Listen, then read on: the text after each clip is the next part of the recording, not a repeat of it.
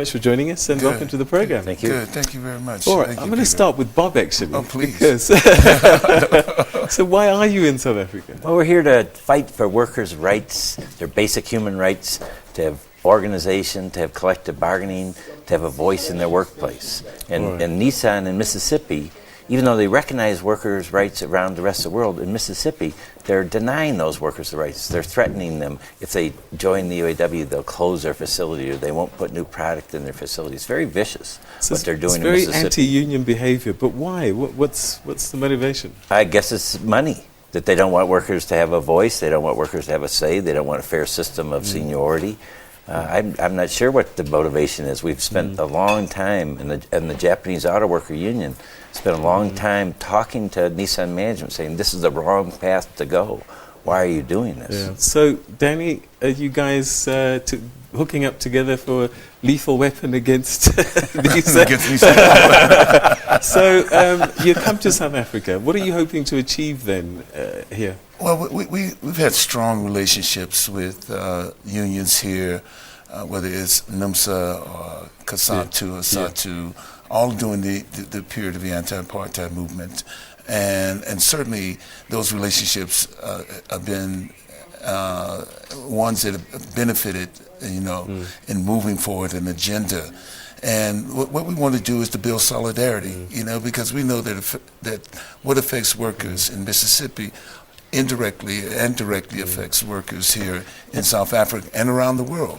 Yeah. And we understand that this is a global issue around workers, and building solidarity, having this story told, and this is all about storytelling, having the story told about Mississippi workers gaining support from workers here and in other places in the world, Japanese workers, German workers, Brazilian workers. All of these workers have the right to have a union and collective bargaining with Nissan. To the workers here, if you've had a chance to talk to them, are they aware of what's happening at their sister plant in Mississippi? Well, to some degree, it's on our part now. Yeah. It's our responsibility now to make them aware. Yeah. And I think it's more and more important as we move forward in really changing the nature of the relationship. Labor has been beaten up, whether by deindustrialization, the movement of jobs, the transporting of jobs from one country to the other. And the one factor that's always taken in consideration is how do we cut costs, And when you cut costs for that very important class of middle-class workers and everything else. And they have to struggle to survive as well. That is happening in the United States, and I'm sure we see that happening here and other places in the world as well. Well, let's talk about here then, Bob. Have you had a chance to engage with Nissan South Africa? Not with management. We met with the stewards yesterday. NUMSA set up meetings with all the stewards, and we're going to be at meetings throughout the weekend with workers and people who are at Nissan, but not with management.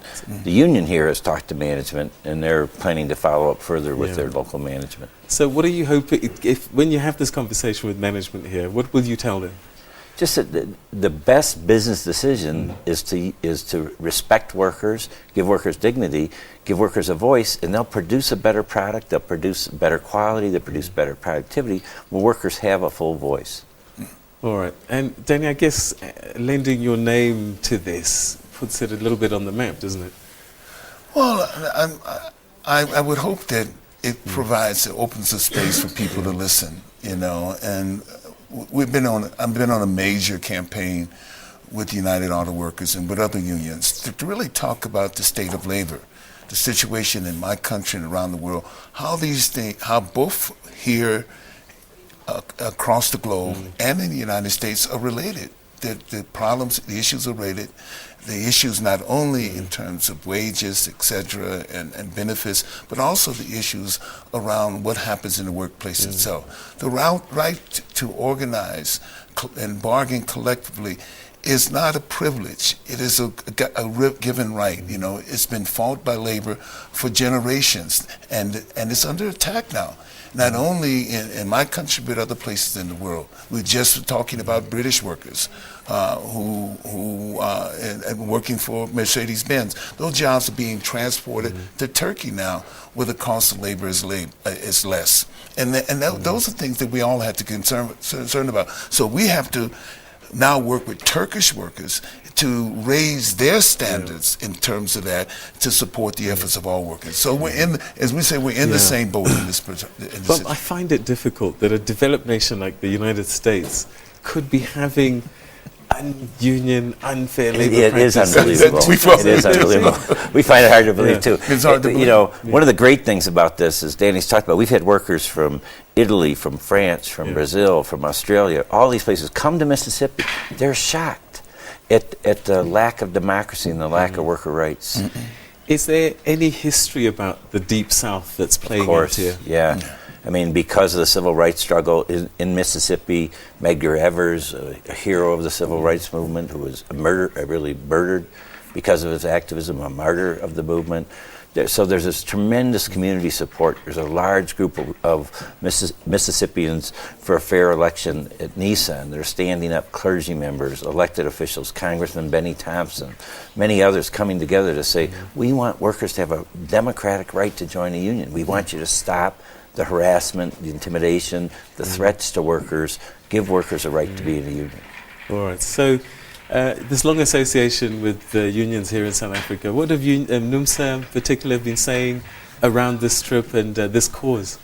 Well, you know, we were at a rally yesterday for Pop Crew, you know, and it was, I mean, South Africa is the perfect place to be, you know, and building the idea of building solidarity, you know, is a long-standing tradition of, and certainly we're building another level of solidarity where we all are beneficial. As workers, all workers are beneficial in this solidarity, and I think we realize the importance of this particular moment. NUMSA has been a strong supporter. It is a strong union, you know, of a lot of young men and women who are, you know, who are right out there in the face of that struggle and maintaining that struggle. And I'm sure they see their work in building solidarity is another step in also working toward equity here in South Africa as well. He sounds like a politician. Do you think he should run for president? No. I think he sounds like a great leader, not a politician. All right. Unfortunately, we've run out of time, so we're going to have to leave it there. But, all right, Peter. Thank you. Thank you very much for sharing your thoughts with us, and let's hope that your negotiations and conversations with Nissan bear some fruit. Yes, Gentlemen, thank you for your time. Take care now. All right. So let's take a quick look at our